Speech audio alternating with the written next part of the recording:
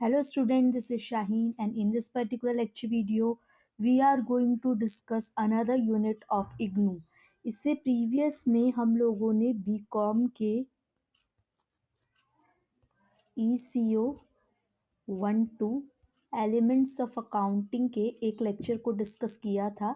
आज डिस्कस करने वाले हैं हम लोग दूसरे यूनिट को जिसका नाम है इंटरनल कंट्रोल।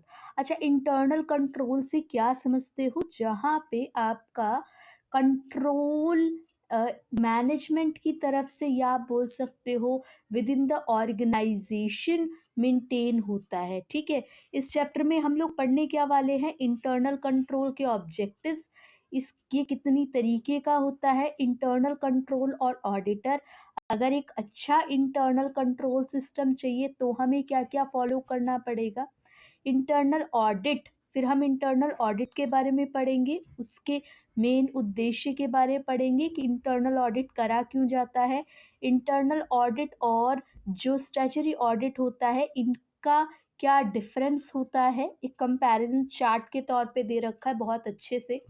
इंटरनल चेक का क्या ऑब्जेक्टिव्स होता है, असेंशियल क्यों ज़रूरी है एक अच्छा इंटरनल चेक। इंटरनल चेक और cash sales, purchases, sales, wages payment और ऑडिटर, इनके बीच में हम काफ़ी सारे रिलेशनशिप को स्टडी करेंगे। ठीक है, तो स्टार्ट करते हैं हम इंटरनल कंट्रोल को। तो आपको पता है कि इंटरनल कंट्रोल एक अहम हिस्सा है मैनेजमेंट का, एक अहम टूल है मैनेजमेंट का। क्यों? क्योंकि ये काफ़ी सारे जो इम्पॉर्टेंट फंक्शंस हैं वो परफॉर्म करता है। ये चेक करता है कि जो हम लोग निगरानी रख रहे हैं या इंटरनल ऑडिट हो रहा है स्टाफ के द्वारा या ऑर्गेनाइजेशन जिसने अपॉइंट किया है ऑर्गेनाइजेशन में, वो सब काम ठीक से हो रहा है कि नहीं। आजकल के सिनेरियो में, जो आजकल का सिनेरियो है, जो बिजनेस है वो बहुत ही ज़्यादा उलझा हुआ है। ठीक है, नेचर आप साइज के बारे में बात कर लो और सही जानकारी मिलना यहाँ पे मुश्किल हो जाता है। इसीलिए इंटरनल कंट्रोल ज़रूरी है मैनेजमेंट को समझने के लिए। ठीक है, ना केवल ये, इसके अलावा आप ये देखो कि हम चीज़ों के ऊपर रिलाई नहीं कर सकते, भरोसा नहीं कर सकते। तो इंटरनल कंट्रोल आपको एक भरोसा दे रहा है, एक एक्यूरेसी दे रहा है, सही सटीक जानकारी दे रहा है सारी भी इंफॉर्मेशन के बारे में, ताकि वो हम लोग आइडेंटिफाई कर सकें वो एरियाज जो कि कमज़ोर है, जहाँ पे इम्प्रूवमेंट की ज़रूरत है, और जो हमारा एरिया स्ट्रांग है। इंटरनल कंट्रोल से हमें ये पता चलता है।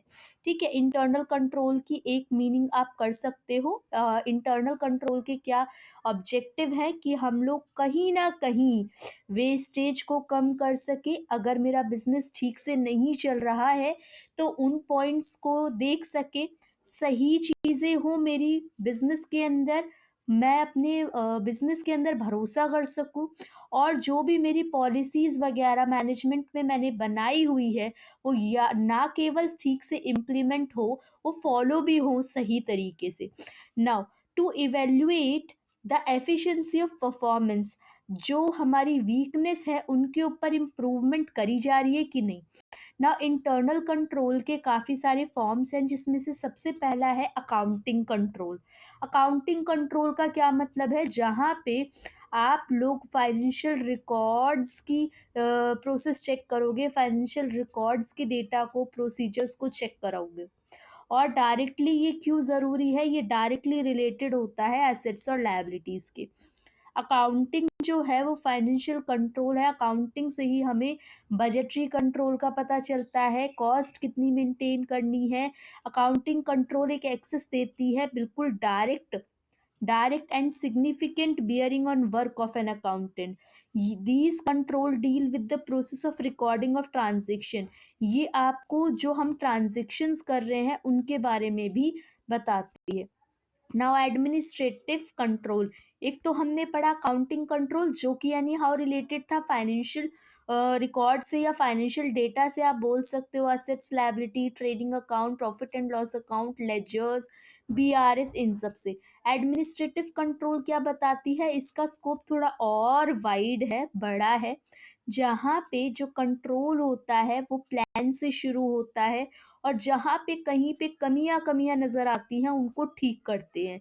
मतलब डे टू डे आप बोल सकते हो एडमिनिस्ट्रेटिव कंट्रोल के अंदर आता है और ये मदद करता है कि हमें कौन सा डिसीजन लेना है या नहीं लेना। इसके अंदर क्या क्या आएगा, टाइम मोशन स्टडीज कितनी होनी चाहिए, क्वालिटी कंट्रोल कितना है इंस्पेक्शन के थ्रू, और स्टैटिस्टिकल एनालिसिस को भी हम एडमिनिस्ट्रेटिव कंट्रोल के थ्रू देखते हैं।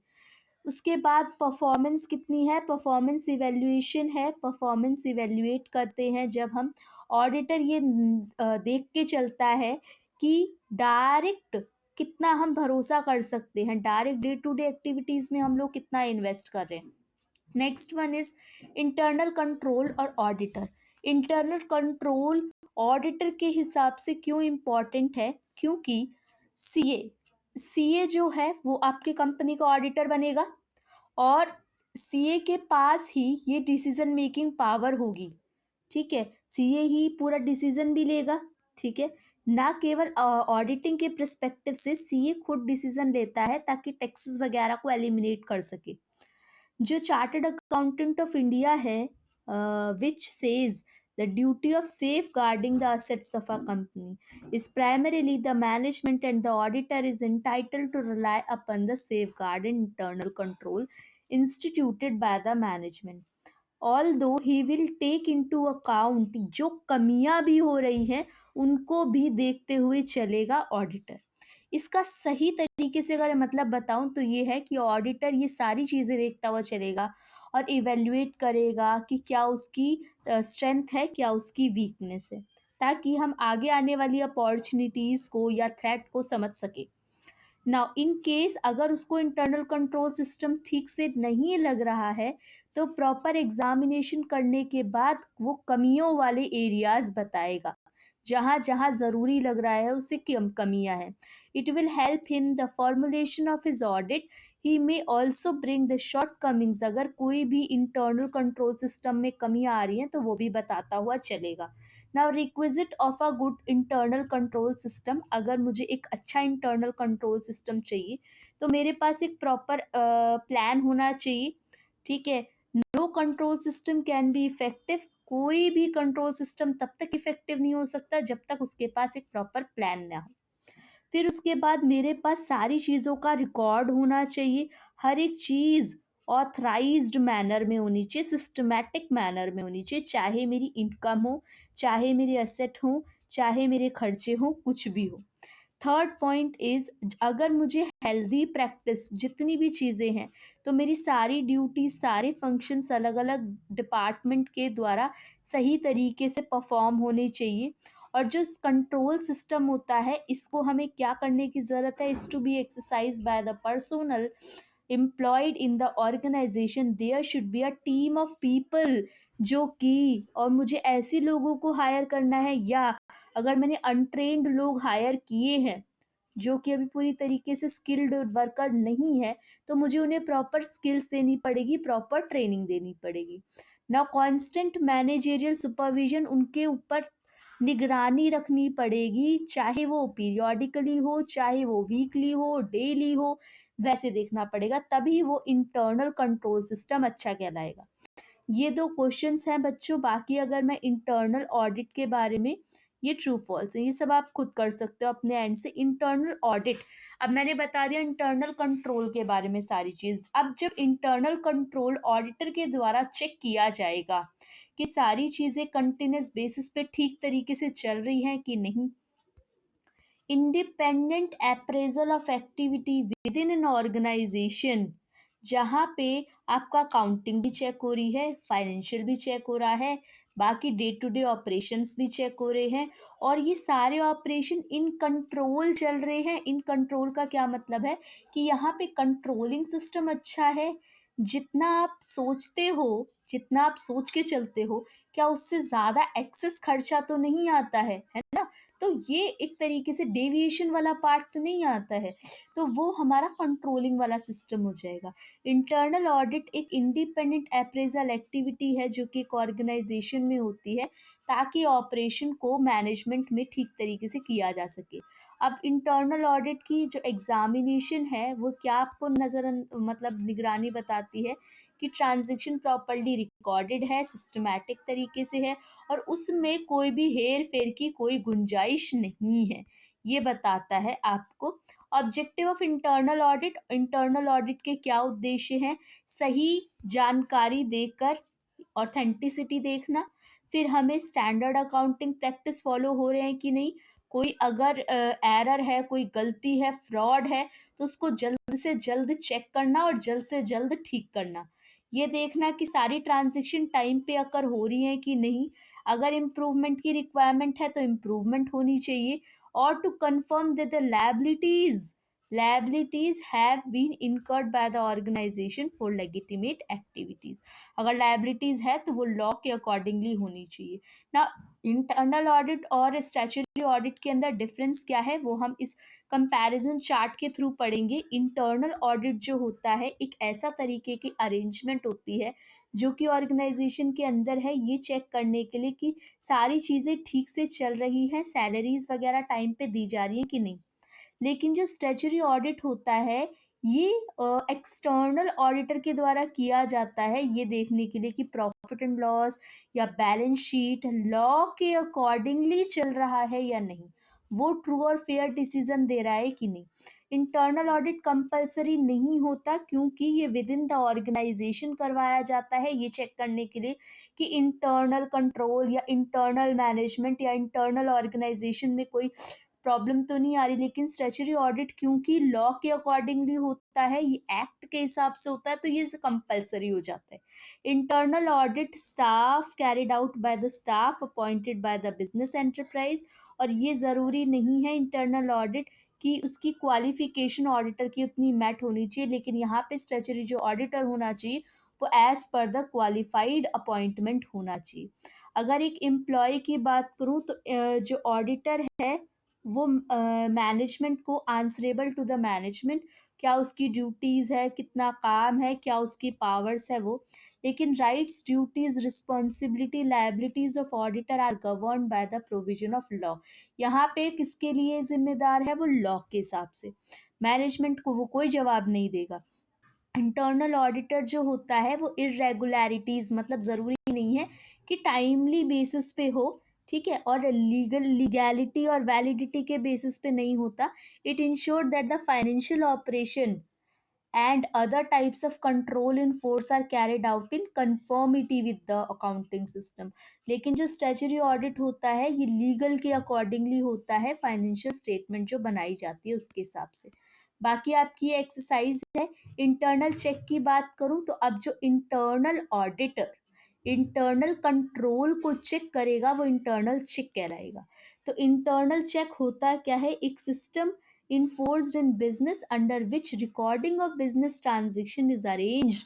इस तरीके से अरेंज की गई है कि जो काम हो रहा है वन स्टाफ मेंबर वो बाकी सारे स्टाफ मेंबर या वो खुद चेक कर सके।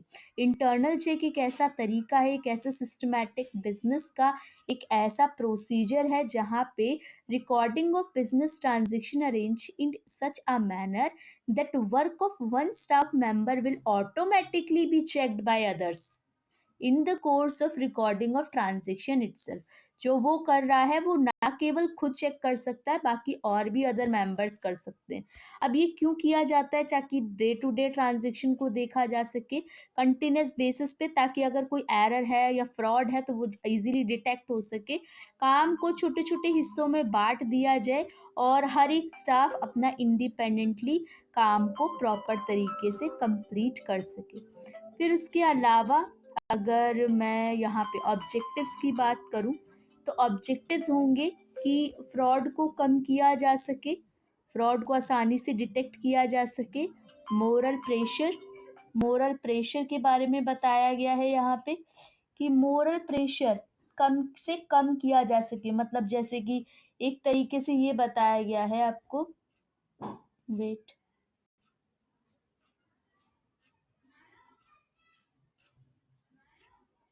हाँ, ये बताया गया है कि आपको मोरली सारी चीज़ें करेक्ट होनी चाहिए। एलोकेट ड्यूटीज एंड रिस्पॉन्सिबिलिटीज, हर एक पर्सन को उनकी जिम्मेदारी और जो भी उनको चीज़ें इम्पोर्टेंटली दे रखी हैं वो परफॉर्म हो, और अपनी एफिशिएंसी को, अपने काम करने की क्षमता को वो बढ़ा सके और एक अच्छा रिकॉर्ड दे सके। क्यों ज़रूरी है?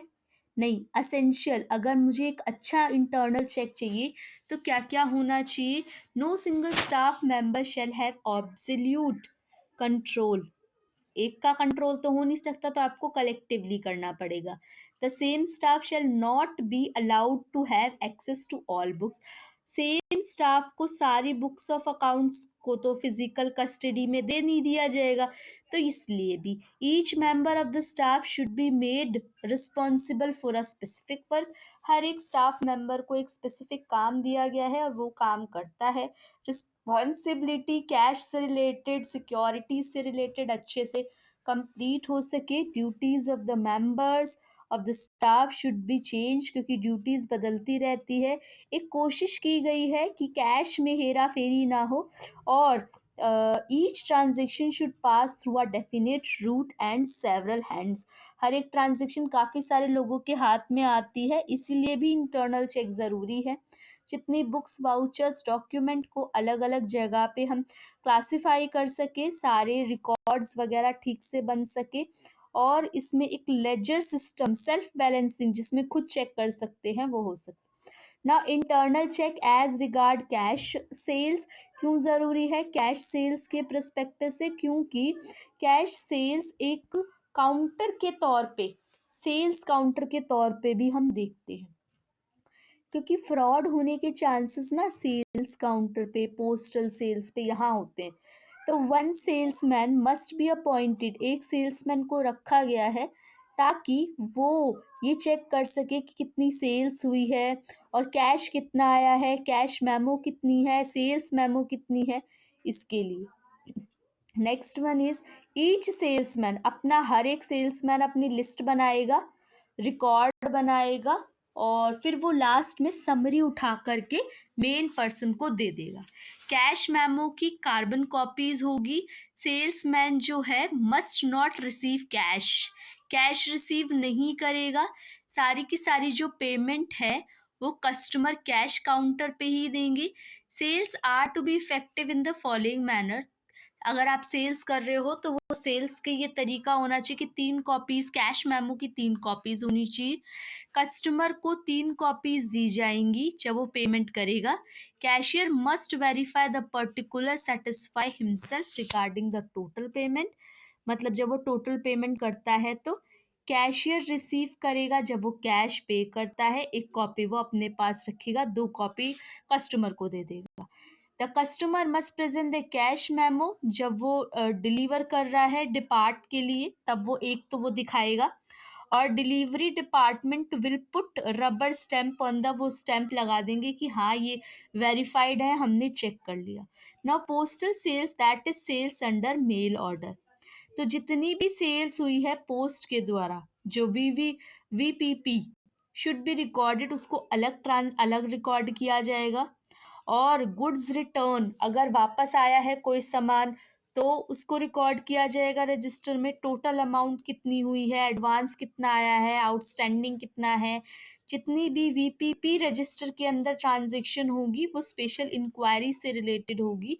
और आपको there should be proper filing of mail order, mail order की प्रॉपर फिलिंग होगी। Now cash sales by representative agent, अगर जो रिप्रेजेंटेटिव एजेंट है उनकी कैश सेल्स करनी है तो क्या होगा, ये प्रोसीजर आप देख सकते हो, इसमें बहुत सारे पॉइंट्स दे रखे हैं। Internal check as regards purchases, important, ये इम्पोर्टेंट है आपका, ठीक है। चलो इसको भी पढ़ लेते हैं, कितना और है इसमें। Internal check as regard sales, internal check as regard wage payment, यही है लास्ट आपका।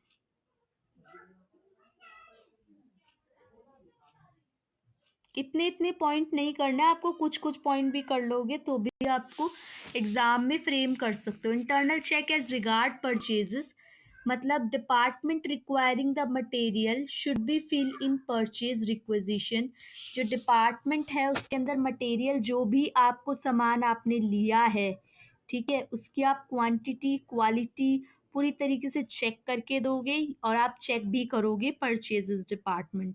The purchase department on the basis of requisition will send out inquiry, और सप्लायर को वो कोटेशन भेजेगा अगर कोई भी उससे रिलेटेड प्रॉब्लम होती है तो, ठीक है, सारी की सारी चीज़ें बताएगा।